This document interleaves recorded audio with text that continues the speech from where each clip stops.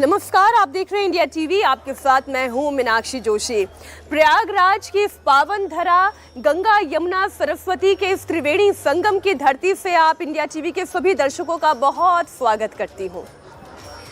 कहा यह जाता है कि सतयुग में हर 10 में एक मानव देवता के समान था और फिर आया त्रेता युग, जब भगवान विष्णु ने राम के अवतार में जन्म लिया।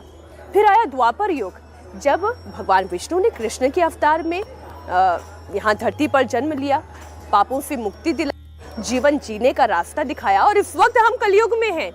अभी भगवान विष्णु के कल की अवतार को होने में बहुत लंबा समय बाकी है। तब तक मानव क्या करे? अपने मानसिक वृत्तियों से कैसे मुक्ति पाए? घृणा, लोभ, क्रोध, इन वृत्तियों से छुटकारा तो पाना है। क्या उसके लिए अवतार का इंतजार करना होगा, या फिर महाकुंभ की इस पावन धरा पर आकर संगम स्नान करके मोक्ष की प्राप्ति करनी होगी? माध्यम क्या हो सकता है? इन मानसिक वृत्तियों से कैसे मुक्ति मिलेगी? आज हमारे साथ राजयोगिनी ब्रह्म कुमारी दीदी मनोरमा जुड़ी हुई हैं, जो कि खुद इस मेला क्षेत्र में हैं और बहुत ही सुंदर झांकियां हैं। दीदी मनोरमा, बहुत स्वागत है आपका इंडिया टीवी पर। नमस्कार। मैं शुरुआत प्रयागराज से ही करना चाह रही हूँ। ये महाकुंभ, पहले तो मैं आपसे ये समझना चाहती हूँ, किसी भी कॉमन मैन के लिए इस महाकुंभ की महत्ता क्या है? महाकुंभ के बारे में जो बातें कही जाती हैं तो वो ये है कि अमृत मंथन के लिए, समुद्र मंथन जब हुआ, अमृत निकला और उस अमृत को वितरण किया, भगवान विष्णु ने नारी रूप रखा। एक बड़ी महत्वपूर्ण बात है वो ये है कि वो अमृत कोई और भी तो बांट सकता था, नारी स्वरूप में ही क्यों बांटा गया? पहला प्रश्न है, नारी स्वरूप में क्यों बांटा? तो एक ऐसा स्वरूप होता है माँ का कि जिसके आगे नटखट बच्चा भी चुप रहता है, समझदार भी चुप रहता है। देवों और दैत्यों ने दोनों ने स्वीकार किया कि भले हम दोनों ने मिलकर पुरुषार्थ किया है, आप बांटिए, हम बैठे। तो वो अमृत कलश जब गलती से देवों की पंक्ति में दैत्य आकर बैठ गए, राहु और केतु, हाँ, बाद में वो राहु केतु कहलाए, तो वो जो वक्त आया और उन्हों को दे दिया गया, तो आपस में थोड़ा संघर्ष हुआ। तब जयंत लेकर कलश को भागे और वो 4 जगह उन्होंने रखा और 4 जगह जो बूंदें छलकी वो इस कुंभ को उजागर करती हैं। तो गंगा का पावन तट त्रिवेणी का उनमें से एक उज्जैन, हरिद्वार, नासिक, आपका प्रयागराज।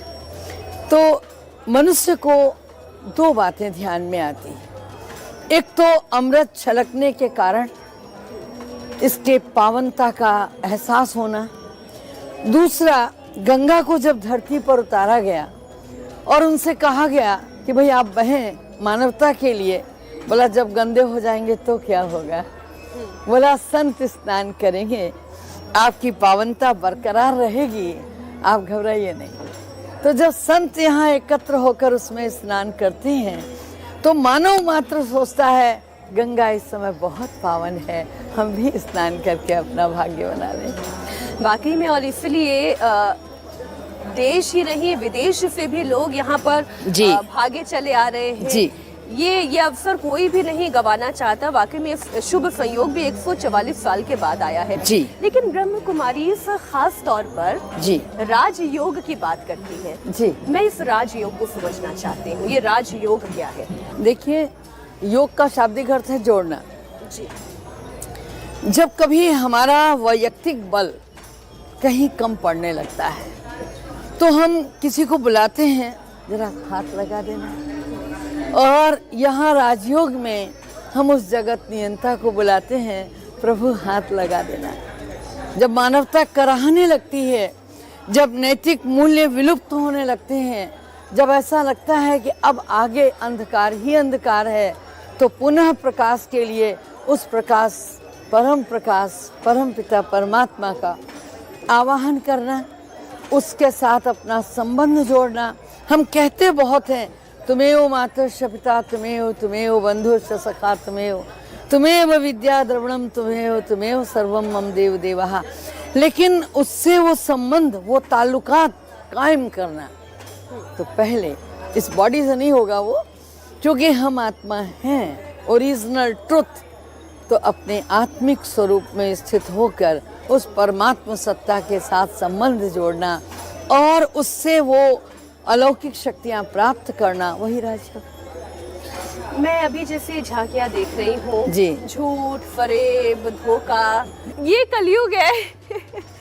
कलयुग में सबसे ज्यादा इम्पोर्टेंस दी गई है मनी को, और अर्थ के बिना क्या ये झांकी भी बन पा रही थी? नहीं, क्या बेशक अर्थ के बिना क्या ये छावनी भी बन पा रही थी? बेशक बेशक, कोई दो राय नहीं। लेकिन अर्थ का समर्थ उपयोग हो, ये आप मानिए कि यदि अर्थ का संसाधन हमारे यहाँ गलत है, हम किसी को सता के धन ला रहे हैं अपने घर में, तो निश्चित मान के चलिए कि वो भी व्यर्थ में ही चला जाएगा। ये जैसे देख रही हूँ, ये क्या है? नशा की वृत्ति, तंबाकू की खेती। जी, तंबाकू की खेती कोई तो कर ही रहा है जी, कोई उससे अर्थ का उपार्जन कर रहा है। मिठाई की दुकान पे मिठाई बनाने वाला मिठाई नहीं खाता, बेचता है। तंबाकू का उत्पादन करने वाला खुद नहीं खाता, बेचता है। तो ये जो वृत्ति है कि हम निर्माण कर रहे हैं, हम जानते हैं कि इससे 400 जहर इसमें शामिल है। हमारा बचपन विकसित नहीं होता। एक 3 साल का बच्चा गोद में उतना ही रहा, अरे भाई क्यों, ये बढ़ क्यों नहीं रहा है? तो मालूम पड़ा कि जो पापा जी सिगरेट पीते थे ना, उसके धुएं ने उसके फेफड़ों को बर्बाद कर दिया, विकास का क्रम रुक गया। आप सोचिए, तो ये अंधा जहर, वास्तव में तो ये इसकी खेती होनी ही नहीं चाहिए। तो दीदी, इसका मतलब तो ये है कि सरकारों की भूमिका बहुत बढ़ी भी है और बड़ी भी है, दोनों तरीके से। पर सरकार क्या अपना काम कर पा रही है? देखिए, सरकार की भी अपनी सीमाएं हैं, उसे भी कर चाहिए, है ना। मद्य निषेध के लिए बहुत सारे बैनर बनते हैं। गुजरात में बैन है, बिहार में बैन है, लेकिन आप भी जानते हैं बिहार में मद्य निषेध होने के बावजूद जहरीली शराब से पीने वालों की खबरें, जहरीली शराब पी मर गए, ऐसी खबरें आपने भी बहुत सुनी। आपको सच बता दें, जहाँ बैंड है वहाँ और ज्यादा चल रही है।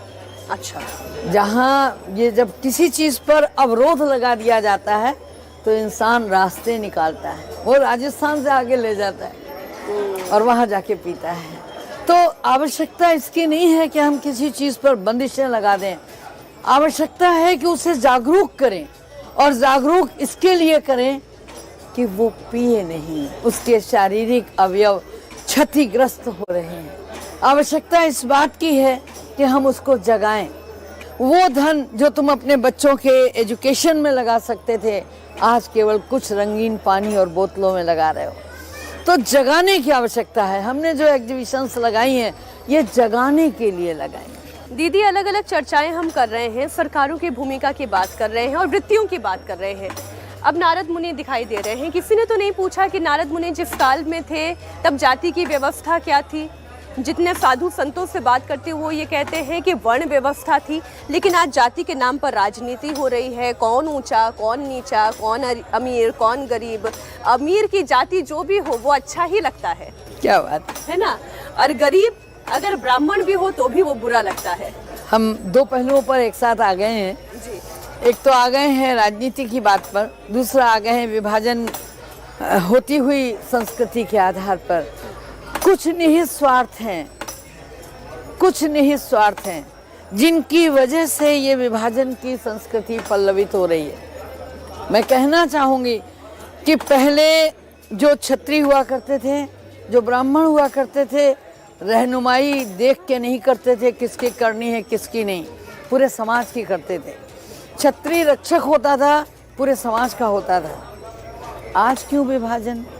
तो विभाजन के पीछे निहित स्वार्थ है कि लोग अलग अलग ग्रुप बना के जीने का प्रयास कर रहे हैं, लेकिन उस जगत नियंता ने हमें कभी बांटा नहीं। हम जो जिन वृत्तियों की बात करें दीदी, जाति व्यवस्था में ही आप समझा रही हैं, कह रहे कि हम सब एक हैं। जो ईश्वर आप में है वही ईश्वर मुझ में भी है, वही ईश्वर बाकियों में भी है। अगर वाकई में ऐसा है तो फिर ये कैसी परिस्थिति है कि अगर मुसलमान यहाँ आना चाहे तो साधु संत आह्वान करते हैं कि उन्हें नहीं आना है, साधु संत आह्वान करते हैं कि कोई मिलावट नहीं चाहिए, हमें थूक जिहाद नहीं चाहिए। बेशक कोई दो राय नहीं, लेकिन आप देखिए आगे के भी वक्तव्य आए हैं, हमें खुराफाती से नहीं खुराफात से डर लगता है। जो स्टेटमेंट्स हैं वो ये कह रहे हैं कि वो आए, हमें कोई गुरेज नहीं है, लेकिन अपनी खुराफात छोड़ के आए। तो अगर कोई भी मनुष्य अपने अंदर कोई हिडन पॉलिसी लेकर आ रहा है तो उससे परेशानी है, बाकी मनुष्य से कोई परेशानी नहीं। अगर मनुष्य मनुष्य के रूप में आ रहा है तो स्वागत। मतलब मुसलमान है, सिख है, ईसाई है, कोई भी है, सबके लिए महाकुंभ का द्वार खुला है। सबके लिए द्वार खुला है। गंगा ने किसी को कभी मना नहीं किया। लेकिन एक डर तो जो संतों के मन में है, क्या कोई भी किसी के खाने में थूक मिला दे, चाहे किसी भी धर्म का हो, किसी भी जाति का हो, वो तो अशुद्ध ही है ना। जी, वो तो अशुद्ध ही है। बिल्कुल। मैंने उसी को एक शब्द में खुराफात कहा कि पावनता के तट पर अगर अपवित्र शैली में कार्य किए जाएं तो निसंदेह वो वांछनीय नहीं कहलाएंगे, अवांछनीय कहलाएंगे। जो हमारी संत परंपरा से ये बात उठकर आई है कि भाई वो ना आए, वो आए लेकिन खुराफात न लाएं, वो आए लेकिन अपने मनोबल के अंदर अवांछनीय तत्वों को लेकर ना आए। दीदी, बहुत सारी चर्चाओं में से महाकुंभ में एक चर्चा और चल रही है सनातन को लेकर। जी। अब सनातन को लेकर चर्चा ये चल रही है कि आज जिस सनातन भूमि पर महाकुंभ का आयोजन हो रहा है, वक्फ बोर्ड ये दावा करता है ये भूमि भी हमारी है। क्या कहेंगे आप? देखिए, कुछ साल पहले जो इतिहास कहता है कि उन्होंने हम पर विजय पाकर युद्ध करके अपना राज्य कायम कर लिया था, तो जिस पीरियड के दरमियान उनका राज्य रहा, उनकी संस्कृति रही, उनके उसूल रहे, तो उन्होंने उस चीज़ को काफ़ी विकसित किया और वो इस मुगालते में भी रहे कि अब तो हम ही हम हैं, बाकी सब पानी कम है। बाकी पानी कम है। जी। इतिहास स्वयं को पुनः दोहराता है। तो आज जैसे बच्चा अपनी खोई हुई चीज़ को जब देखता है तो बहुत खुश होता है कि हमारे पूर्वजों का ये भी है, ये भी है, ये भी है। उसी तरह आज जब भारतवर्ष के अंदर केंद्र और उत्तर प्रदेश, हम दोनों की बात कर रहे हैं, चूँकि मोदी और योगी, हाँ, मोदी जी माननीय और योगी जी दोनों एक धरातल पर एक प्लेटफॉर्म पर खड़े हुए हैं, तो जो हमारी अपनी प्राचीन संस्कृति है, और दोनों विद्वान हैं, दोनों निर्भीक हैं, दोनों एक पथ के अनुगामी हैं, दोनों का लक्ष्य एक है। तो आज बच्चा जैसे घर लौटा हो, ऐसे वो अपनी पुरातन संस्कृति को खंगालने की कोशिश कर रहे हैं। तो जब हम पूर्वजों की बात करके एक एक चीज़ को खंगालते हैं, चाहे वो ज्ञानवापी की बात हो, चाहे वो मथुरा वाले मंदिरों की बात हो, तो बेशक कि वो हमारा है। कुछ दिन पहले उनका था, कुछ साल पहले उनका था, तो निश्चित है, लेकिन शाश्वत हमारा है। शाश्वत हमारा था, हमारा है, हमारा रहेगा। हाँ, बस बात ये है कि हम उस खिलौने को जिस पर उन्होंने कब्जा कर लिया है उसे कैसे ले लें। प्यार से भी ले सकते। उन्हें भी ये बात समझ में आ रही है कि हमें आज नहीं तो कल ये झूठे दावे छोड़ने पड़ेंगे। ये उनका अधिकार कभी भी नहीं था, शाश्वत है हमारा, यानी हिंदू सनातनियों का है, था और रहेगा भी। रहेगा। क्यों आप ऐसा कह रही हैं? इसलिए कि भारत की भूमि दैवीय भूमि है। सनातन का तात्पर्य ही है दिव्यता, सनातन का तात्पर्य ही है प्रेम। हमने हर एक का स्वागत किया है, लेकिन हमारे घर में जब हम पर ही अधिकार जताने की कोशिश की तो कहीं तो करवट बदलनी पड़ेगी। उन्होंने जोर से, जबरदस्ती से जी आक्रमण करके बिल्कुल आतंक फैला करके जब हम पर कब्जा कर लिया, तो आज हम फिर से सबल हुए, समर्थ हुए। क्या सनातन संस्कृति की तरफ वापस से सनातनी बढ़ रहे हैं? निश्चित। जैसा हमारा नेतृत्व होता है वैसा ही अनुपालन होता है। गतानुगतिको लोकः, लोक की गति जिधर होती है उधर ही लोग चलते हैं। लेकिन विरोधी ये कहते हैं कि सनातन सनातन की बात करते करते मुसलमानों को आपने दोयम दर्जे का नागरिक बना दिया। हमने उनको बहुत सम्मान दिया। हम जिनको कल तक अल्पसंख्यक मानते थे आज वो बहुसंख्यक हैं। लेकिन हमारे ही लोगों पर जब उनकी कुदृष्टि पड़ी तो हमें संभलना पड़ा। आपको बता दूं कि हमारे यहाँ भारतीय नारी शस्त्र और शास्त्र दोनों की ही सबल संचालक थी। लेकिन जब उनकी कुदृष्टि पड़ी उन लोगों ने एक प्रथा बनाई जिसको कहा जाता था नौरोज़ा प्रथा। आपको अपनी बेटी हमारे यहाँ नौरोज़ रखनी ही होगी। ये इतनी गंदी प्रथा थी, विवाह से पूर्व किसी सूबेदार के यहाँ हमारे घर की बेटी बहू जा कर के रहेगी। क्यों? लोगों ने अपनी बेटियों को जान से मार देने का प्रयास किया। बेटी पैदा होती थी, लोग उसके गले में तम्बाकू रख देते थे, कुछ रख देते थे ताकि वो चली जाए, हमें अपनी बेटी न देनी पड़े कहीं। पर्दा हमारे यहाँ शुरू ही तब हुआ, वरना तो हमारे यहाँ की बेटियाँ घोड़सवारी वो करती थी, तीरंदाजी वो करती थी, युद्ध के क्षेत्र में खुद जाती थी। आप सोचिए कि रानी कैकेयी ने जिस समय राजा दशरथ युद्ध में पराजित होने लगे थे और रथ का चक्र बाहर जाने लगा था, उंगली डाल के रोक दिया था। अभी ये जो पीछे मैं देख रही हूँ इतनी सुंदर कृष्ण लीला है और आज इतना बड़ा विषय ही ये चल रहा है कि मथुरा में क्या कृष्ण जी की भूमि को मुक्त करना होगा। निस्संदेह माना जो चीज़ें अब दोनों सत्ताधीश चाह रहे हैं, बहुत दिन रह लिए हम आपके साए में, अब तो मुक्त कर दो। दीदी, सनातन बोर्ड भी एक बहुत बड़ा विषय है। सनातन बोर्ड कह रहे हैं कि वक्फ बोर्ड पर अंकुश लगे नहीं तो सनातन बोर्ड बने, और वक्फ बोर्ड सनातन बोर्ड बने ना बने लेकिन वक्फ बोर्ड पर अंकुश लगे। अंकुश लगाने की जरूरत नहीं, वो तो बहुत निरंकुश हो गया मामला जी। जो चीज़ें बहुत निरंकुश हो गई उन पर अंकुश न लगा करके हम सनातन क्रियाओं में उतर जाएं। सनातन बोर्ड की आवश्यकता है। अलग से किसी बोर्ड, बहुत सारे बोर्ड बने हुए, एक और बोर्ड बना लीजिए। कि सनातन बोर्ड से क्या होगा कि जो मंदिरों में पैसा जा रहा है उससे सनातनियों की शिक्षा के लिए फिर खर्च किया जाएगा। अस्पताल बनाएंगे, शिक्षण संस्थान बनाएंगे, स्वास्थ्य केंद्र बनाएंगे या पार्क बनाएंगे, कुछ भी करेंगे, उन्हें सरकारी नियंत्रण से मुक्त कर दिया जाए। शासन और सत्ता जब किसी चीज को कोई स्वरूप देने के लिए कोई बोर्ड बनाता है तो उसकी मंशा ये होती है हमारे भारतीय संविधान के अंतर्गत कि वो भी बढ़ें, वो भी विकसित हों, वो भी एक सामान्य नागरिक की तरह रहें, वो भी बराबर हक से सम्मान में जिएं।